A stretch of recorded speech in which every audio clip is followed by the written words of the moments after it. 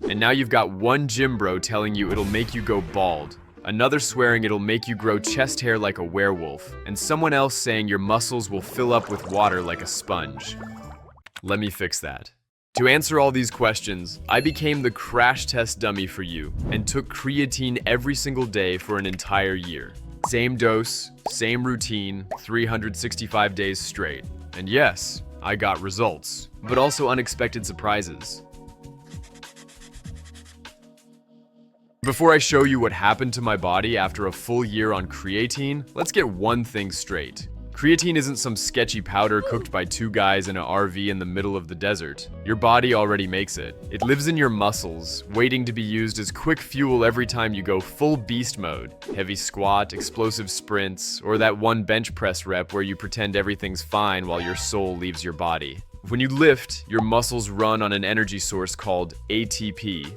But the problem is, your muscles barely store any of it, and it runs out faster than your motivation on leg day. And when those small ATP reserves are gone, your muscles stop producing power and quit. Creatine fixes that. Supplementing with it increases the amount of creatine stored in your muscles, which means your body can produce more ATP on the spot. And more ATP means more power, more reps, and more strength. And what happens when you lift heavier, push harder, and do more reps over time? Yep, more muscle growth.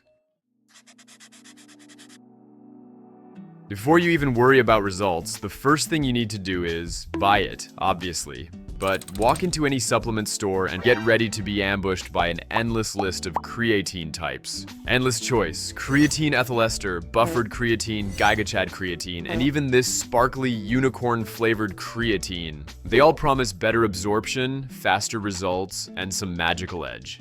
The truth?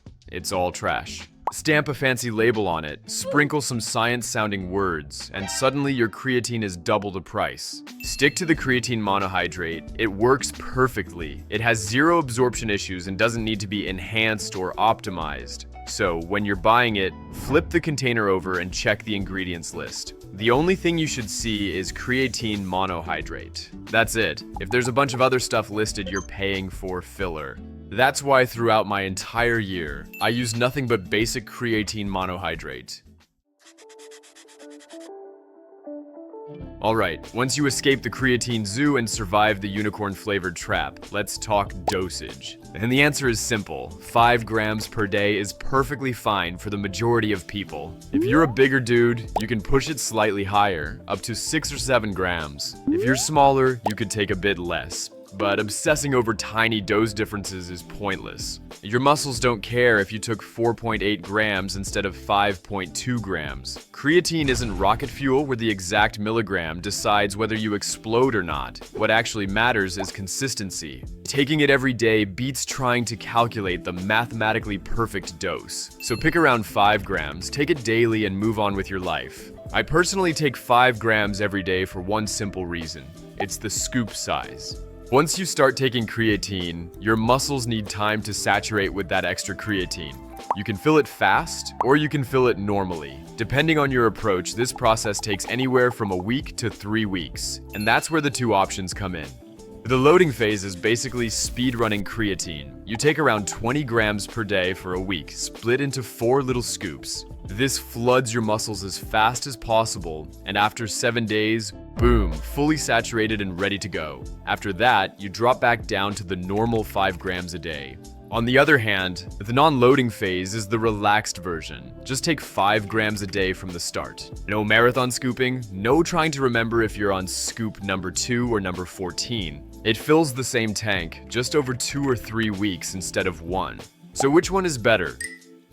Here's the truth. They both end up in the exact same place. The only difference is how fast you get there and how much your stomach hates you. Because loading can absolutely nuke your gut. 20 grams a day might sound cool until your stomach opens a ticket of complaint. Even splitting it into smaller doses throughout the day doesn't always save you. So personally, I went with the non-loading approach. 5 grams every day, no digestive horror story.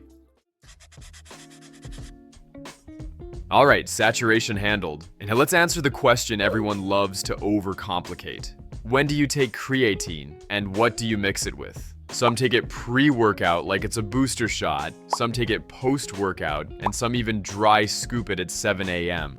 Reality check? Creatine doesn't work like caffeine, where you feel it kick in 20 minutes later. Creatine builds up in your muscles over time. Once your stores are full, it just sits in your muscles, doing its job every time you train. Whether you took it at 9 a.m. or 9 p.m., it doesn't matter. So what's the best time? Honestly, the time you'll remember every day. I personally just threw mine into my protein shake after training because, well, I'm lazy and it's one less step to think about. And you can mix it with pretty much anything. Water, a protein shake, with carbs, without carbs, whatever. Once your muscles are saturated, it barely changes absorption anyway. The only thing that really changes is the taste, because creatine does have that tiny chalky vibe, so if you want to hide it, mix it with something you actually enjoy. Otherwise, don't overthink the magic combo. Just avoid mixing it with caffeine. Even if there is no solid evidence right now, it might mess with creatine's strength benefits. But don't panic. If you're a coffee addict, you don't have to break up with caffeine forever. Just separate them. Coffee earlier in the day, creatine later.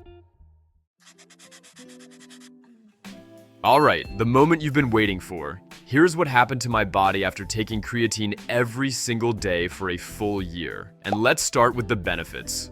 First thing I noticed, strength went up. Not like waking up one morning looking like the Hulk. It's more like slow. Extra reps, more weight, and no suddenly gassing out. Was it only creatine? Of course not. Creatine isn't magic, but that extra ATP lets you push a little harder, and those little wins stack up month after month.